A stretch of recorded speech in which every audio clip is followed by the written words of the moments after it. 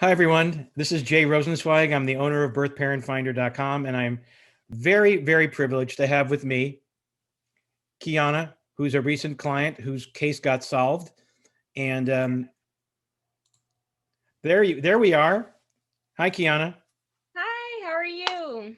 I'm great. I'm so glad to have you here. Your story is so compelling. You agreed to tell your story, but we won't get your birth father involved because it's very sensitive. But you came to us at the beginning of November, and I believe we solved your case within a couple of days. And DNA, ancestry DNA, was a huge factor. And you want to quickly tell us your story from the beginning? Yes, so at birth, we'll say my birth mother, we don't know exactly who it was, but I was left in a dumpster behind a fabric store and found shortly after and taken to a hospital. I was adopted by an amazing family that I've lived with all of my life, and I am currently 25 years old. So with everything going on with COVID, I just decided that it was just time to find out where I came from, try to get some medical history, and meet some new relatives. And like Jay said, within a couple of days, we were able to find my birth father. So that let's go back. This is crazy. You were left at a dumpster where? It's crazy. It's actually so where I've been living all of my life. It was like out here in Houston, Texas, maybe like 15, 20 minutes from my family home. And this was right after you were born?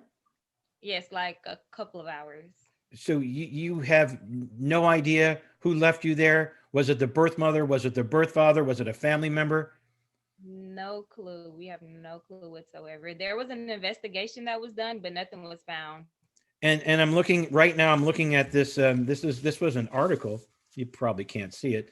This is an article that was in the Houston Chronicle back in 1995, saying that a baby was found in a trash in a dumpster behind a fabric store in Cypress, Texas, Mhm. January 24th, 1995. Is that right? Yep, that You was were me. born right around then. Um, Mm, so that's the story. The police took a report. Social services got involved, and you were adopted 3 days later by amazing people.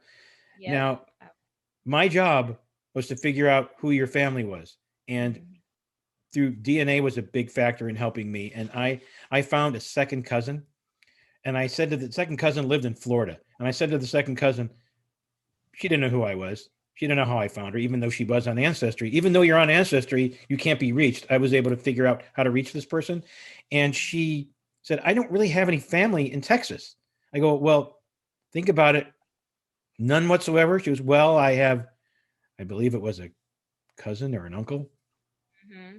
And, and, Cousin. and she goes, well, you can't be the right guy. It's these much older. And I go, well, you need to contact him because you never know. So she contacted him, and sure enough, he is your birth father. Yes. And he was so livid, so upset because he had no idea that this happened to you because he was told that you were put up for adoption immediately because he had no say in the matter. I guess the birth mother's father took control of the situation, and Mhm. your birth father had no say whatsoever. Right. So you talked to your birth father right away, and you met him what the next day, Literally the next day. and he lives 20 minutes from you. Yep, this whole time. Wow. So you did take a picture. I did post it on my social media. So anyone wants to see that, it's right there. And you do look alike. You really do. And Yep, you we're twins. you both look so happy. Now we've had cases like yours before, but none of them wound up like this happy. Um, Mm, and as far as the birth mother is concerned, we here's what we figured out, and we've told you this, that mm, the birth mother, we your birth father had a name, but he wasn't sure if that was her real name, so right. we couldn't find her by name. But through DNA, we found her family, and we found her cousins, and it turns out they don't know who she is, but the birth father could be one of five brothers who had 30 kids between them, and some they might not even know about. So we think the birth mother was a child that may have been raised by somebody else who got pregnant out of wedlock. Right. So she, at this point, she's not going to be found. But I don't think it matters to you, does it?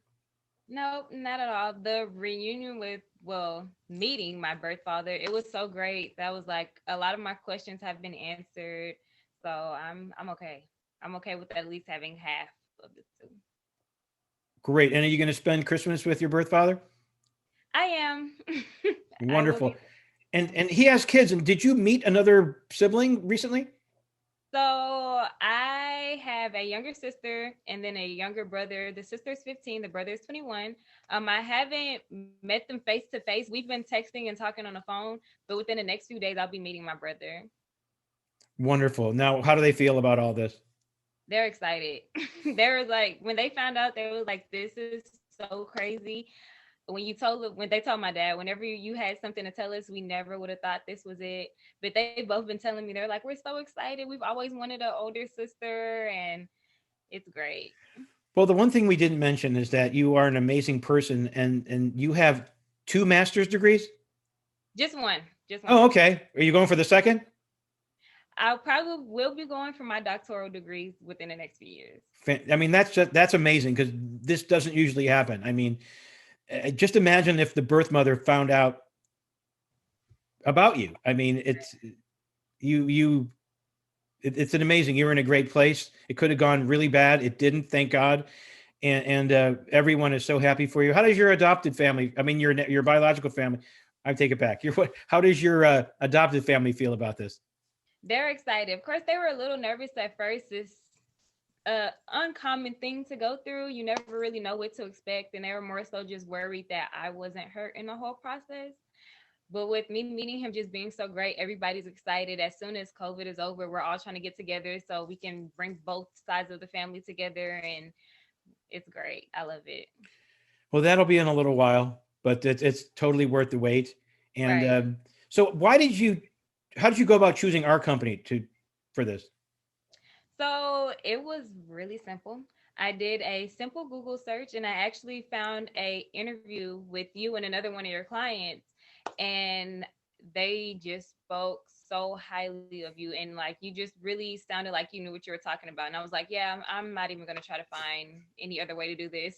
It's like I'm going with this company. Wonderful. We really appreciate it. We really take pride in what we do when we really try to get to know our clients, know where they're coming from, and just really get to understand what they're going through and try to have the best possible outcome. Like I tell Right. everyone, I constantly tell them this. We want two things for you: peace of mind or closure.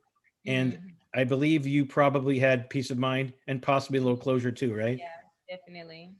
All right. Well, I really appreciate this moment, and in a perfect world, this is a perfect world for you. Right. That someday maybe your birth mother's family will come forward after you decide to go public with the story, and tell the whole world. Besides my birth parent finder world. Okay. Well, thank you so much. I really appreciate it. Thank you for having me.